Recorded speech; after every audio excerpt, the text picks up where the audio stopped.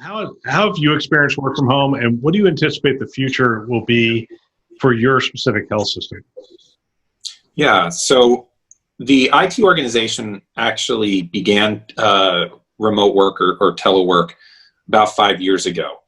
And that really had to do with the fact that traffic in Los Angeles could make a 5-mile commute into an hour and a half.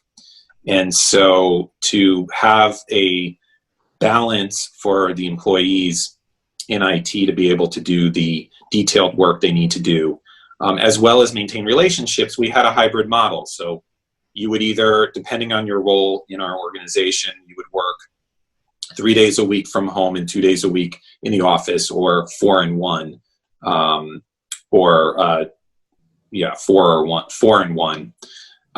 We did have some parts of our organization that didn't. So desktop support, for example, our call center actually was all in-house as well. We call that customer care. So we've been doing a lot of this for a while, and we really came up with a model, I think, that worked pretty well. It's not perfect, but the idea that you would schedule for your week, not your day. I think a lot of people look at their daily schedule and they say, okay, this is what I have to do today, and I'm going to go do it. But we've really tried to encourage, look at your week.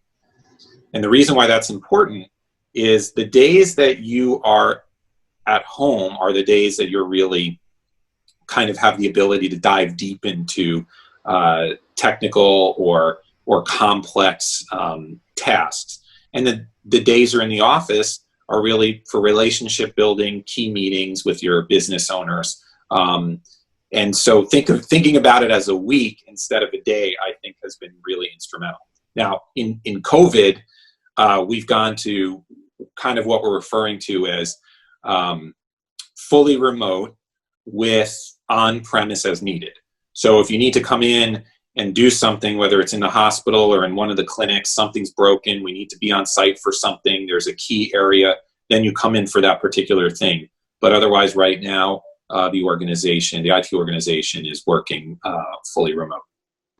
So do you think you're post-pandemic, you think you'll go back to the 4 and 1 or the 3 and 2 model, or do you think that will change at all, or do you think you'll just go back to that? Yeah, it's a good question. We're working through that, and actually kind of the way we've been thinking through this is getting everybody in the IT organization to weigh in. So we actually had a work stream. So we asked about 10 people to get together and think through, what is it going to look like in the future? And then taking that product of work, we then allowed the entire IT organization to comment, read it, and give us their suggestions. And so our plan is we're working through that. We're coordinating with UCLA Health as a whole, right? Because we need to also comply with what the organization is going to do. And then we're looking at what's going on in LA County with the virus as well. So kind of bringing all those things together will determine what we look like. In the meantime, we're going to be staying remote until mid-September. And then we'll see what happens. I think a vaccine is going to be critical to really understanding what the future is going to look like. And I was just reading a recent study